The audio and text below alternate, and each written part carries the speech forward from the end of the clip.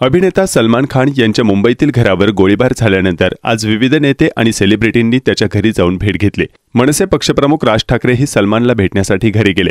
बॉलिवूडचा अभिनेता सलमान खान याच्या वांद्रे येथील निवासस्थानी रविवारी सकाळी दुचाकीवरून आलेल्या 2 हल्लेखोरांनी गोळीबार केला। गॅलेक्सी अपार्टमेंटमध्ये असलेल्या सलमान खानच्या घरावर अज्ञात हल्लेखोरांनी 6 गोळ्या झाडल्या। या घटनेनंतर मुख्यमंत्री एकनाथ शिंदे यांनी सलमान खानला अतिरिक्त सुरक्षा पुरवण्याचे आणि हल्लेखोरांना तत्काळ पकडण्याचे आश्वासन दिले। तसेच आज दिवसभर विविध नेते आणि सेलिब्रिटींनी सलमान खानची भेट घेतली। यामध्ये मनसे पक्षप्रमुख राज ठाकरे यांचाही समावेश होता। राज ठाकरे आणि सलमान खान आणि वडील सलीम खान यांचे पूर्वीपासून चांगले संबंध आहेत। यापूर्वीही अनेकदा राज ठाकरे यांनी वांद्रे येथील गॅलेक्सी अपार्टमेंटमध्ये जाऊन खान कुटुंबियांची भेट घेतली आहे।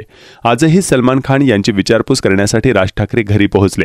तसेच वांद्रे विधानसभेचे माजी आमदार बाबा सिद्दीके, वांद्रे पूर्व येथील आमदार जिशान सिद्दीके यांनीही सलमान खानची भेट घेऊन परिस्थितीचा आढावा घेतला।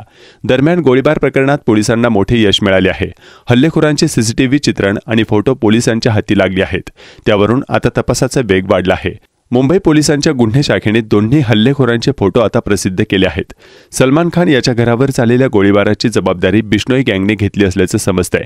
सध्या तुरुंगात बंद असलेल्या लॉरेन्स बिश्नोईचा भाऊ अनमोल बिश्नोई याची तथाकथित फेसबुक पोस्ट व्हायरल होत आहे।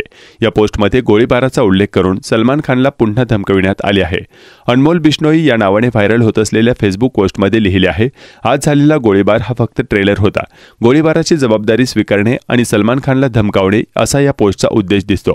पहाटे गोळीबार झाल्यानंतर जवळपास 5 तासांनी सकाळी 11:30 वाजता सदर पोस्ट अपलोड करण्यात आली आहे। बिश्नोई गँगचा म्होरक्या लॉरेन्स बिश्नोई सध्या तुरुंगात आहे। त्याचा भाऊ असलेला अनमोल बिश्नोईने सदर पोस्ट टाकली असल्याचं सांगितलं जात आहे। पोलीस आता या व्हायरल पोस्टचे मूळ शोधण्याचा प्रयत्न करत आहेत।